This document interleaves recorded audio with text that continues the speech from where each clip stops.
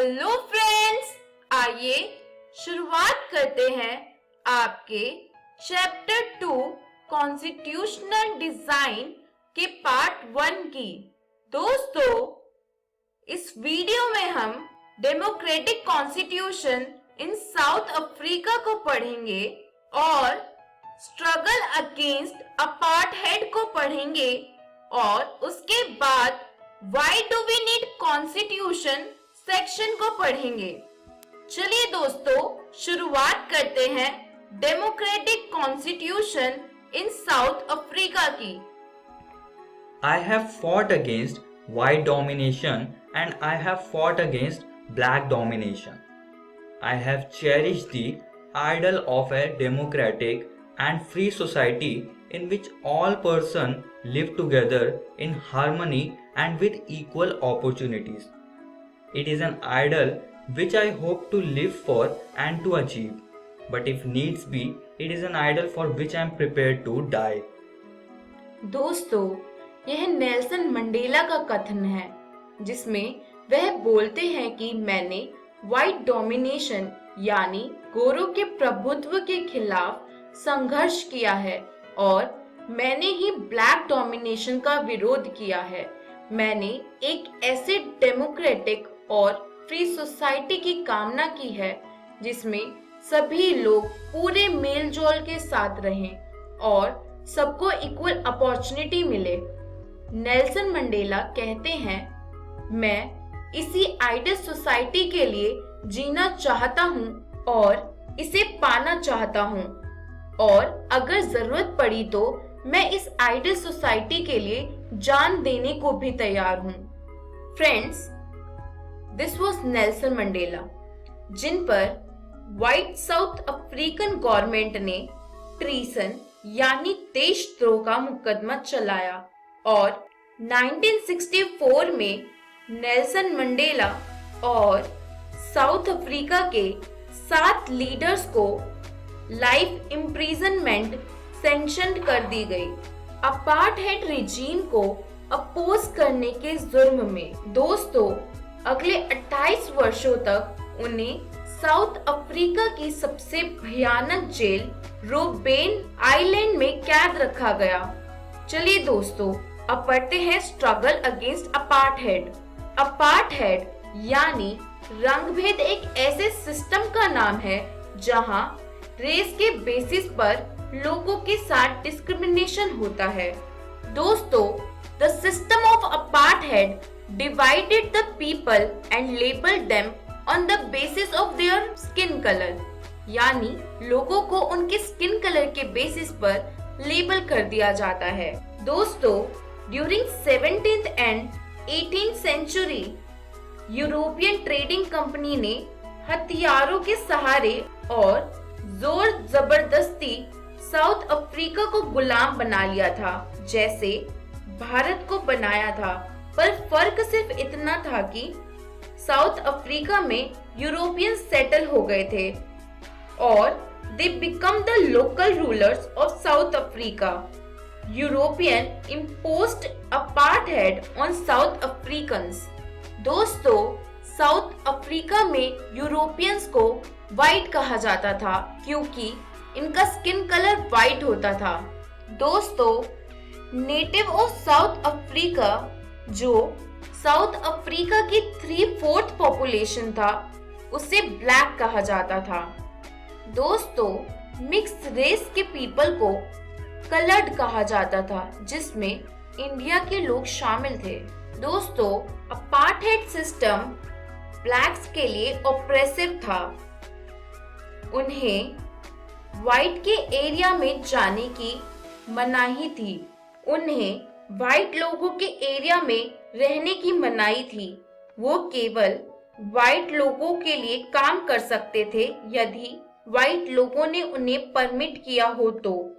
ट्रेनें, बसें, taxi, hotel, hospital, school, colleges, cinema, swimming pool जैसे एरिया में उन्हें जाने की आजादी नहीं थी।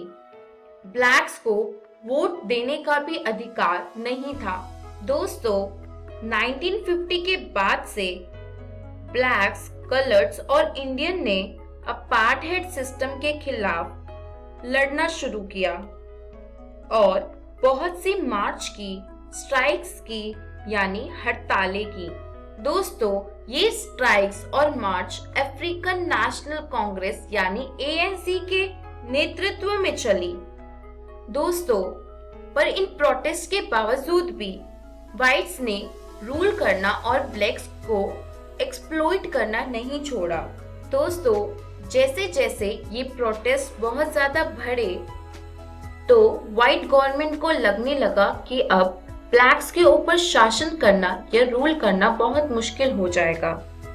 इसीलिए उन्होंने अपार्टहेड सिस्टम को ब्लैक्स के ऊपर से हटा दिया और 28 साल के बाद नेल्सन मंडेला अपनी लाइफ इम्प्रिजनमेंट से निकल के आ गए और finally at the midnight of 26 April 1994 the new national flag of the Republic of South Africa was unfurled, marking the newly born democracy in the world।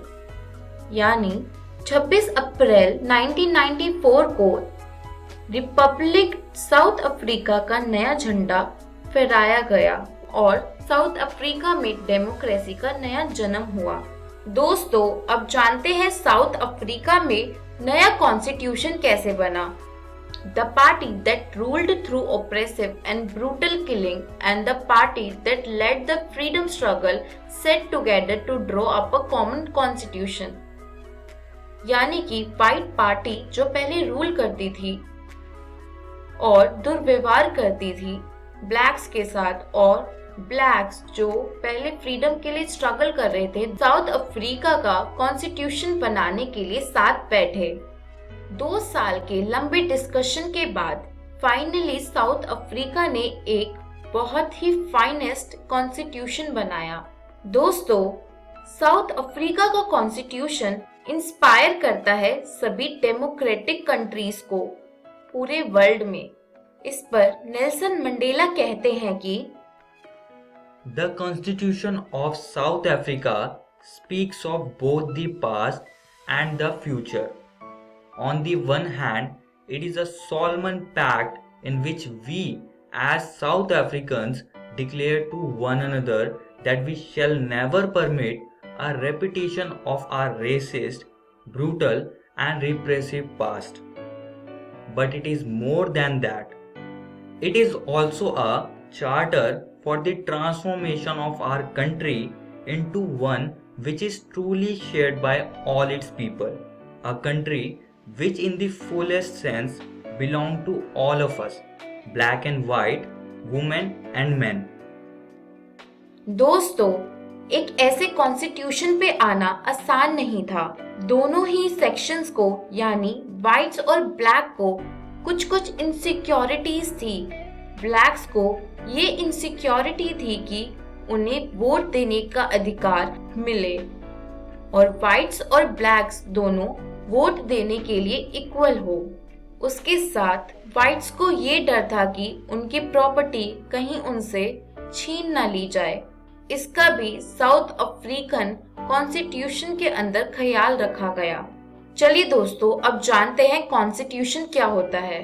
Constitution कुछ ऐसे sets of rule होते हैं जो देश के सभी नागरिकों द्वारा माने जाते हैं। Constitution is the supreme law that determines the relationship among citizen. Constitution supreme law होता है और यह लोगों यानी सिटीजन्स के बीच रिलेशनशिप को डिटरमाइन करता है और साथ ही साथ गवर्नमेंट के साथ सिटीजन्स के रिलेशन को भी डिटरमाइन करता है। चलिए दोस्तों, अब जानते हैं हमें कॉन्स्टिट्यूशन की जरूरत क्यों पड़ती है। First, it generates a degree of trust and coordination that is necessary for different kind of people to live together. Second, it specifies how the government will be constituted, who will have power to take which decisions। यानी कि यह बताता है कि government कैसे बनेगी और government में किसके पास कौन सी पावर्स होगी। Third is It lays down limit on the powers of government and tell us what the rights of the citizens are. Constitution ये बताता है कि सिटीजन्स के क्या राइट्स हैं और गवर्नमेंट के पावर को लिमिट करता है। Fourth, it expresses the aspirations of the people about creating a good society. यह देश के नागरिकों के एस्पिरेशंस को एक्सप्रेस करता है about creating a good society. Friends, we have learned today democratic constitution in South Africa, struggle against apartheid, and why do we need constitution? दोस्तों, इस चैप्टर को अच्छे से समझने के लिए आप अपनी एनसीईआरटी की बुक डेमोक्रेटिक पॉलिटिक्स से इसको जरूर पढ़ें। इन द नेक्स्ट वीडियो हम पढ़ेंगे making of the Indian constitution. दोस्तों, अगली वीडियो तक के लिए बाय बाय।